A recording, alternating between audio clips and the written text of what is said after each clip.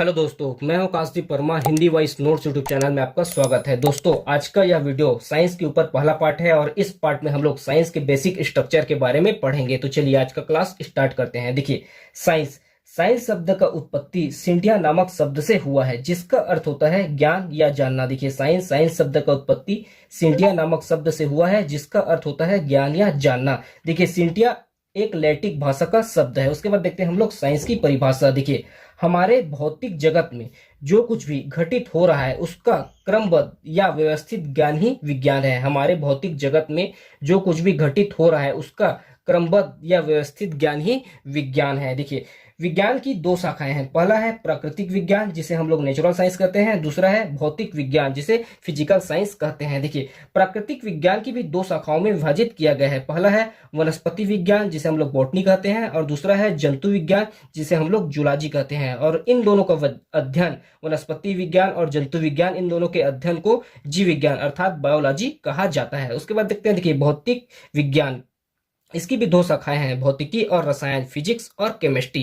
देखिए, science science शब्द का उत्पत्ति सिंटिया नामक शब्द से हुआ है, जिसका अर्थ होता है ज्ञान या जानना। देखिए, सिंटिया एक लैटिन भाषा का शब्द है। हमारे भौतिक जगत में जो कुछ भी घटित हो रहा है उसका व्यवस्थित या क्रमबद्ध ज्ञान ही विज्ञान है। विज्ञान की दो शाखाएं हैं, प्राकृतिक विज्ञान और भौतिक विज्ञान। प्राकृतिक विज्ञान की भी दो शाखाएं हैं, वनस्पति विज्ञान और जंतु विज्ञान। इन दोनों के अध्ययन को जीव विज्ञान कहा जाता है। देखिए, भौतिकी विज्ञान की भी दो शाखाएं हैं, भौतिकी और रसायन। उसके बाद देखते हैं हम लोग जीव विज्ञान। देखिए, सबसे पहले जीव विज्ञान अर्थात बायोलॉजी, इसकी परिभाषा देखते हैं।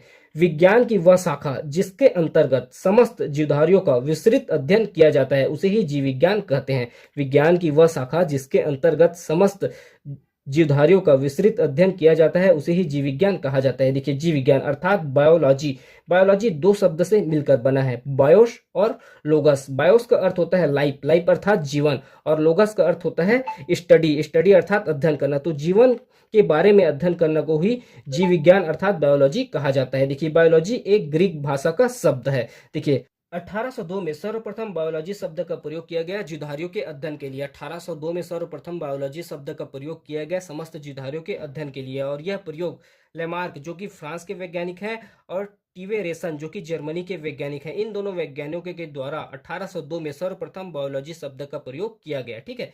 जीव विज्ञान अर्थात बायोलॉजी के पिता अरस्तु को माना जाता है, और जीव विज्ञान की भी दो शाखाएं हैं। इनको दो भागों में विभाजित किया गया है। पहला है जंतु विज्ञान जूलॉजी, और दूसरा है वनस्पति विज्ञान बॉटनी। ठीक है।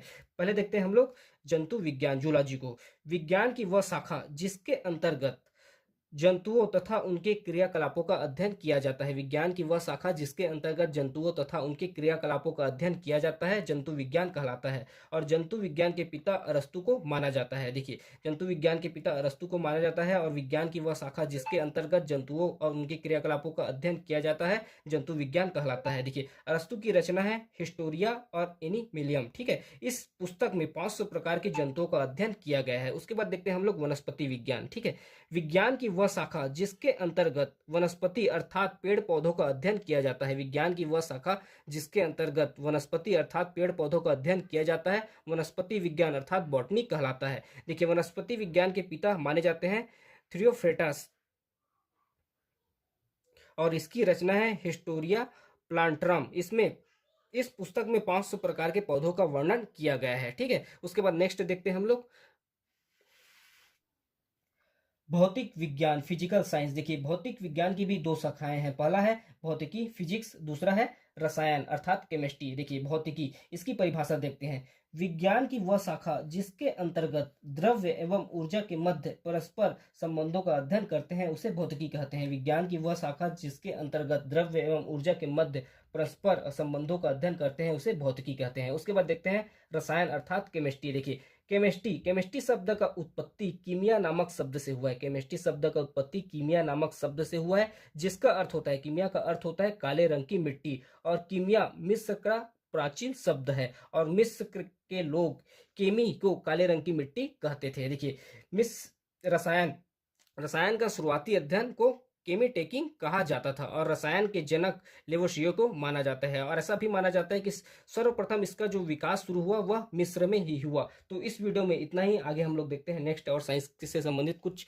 टॉपिक को कंप्लीट करेंगे। अभी के लिए इतना ही। धन्यवाद।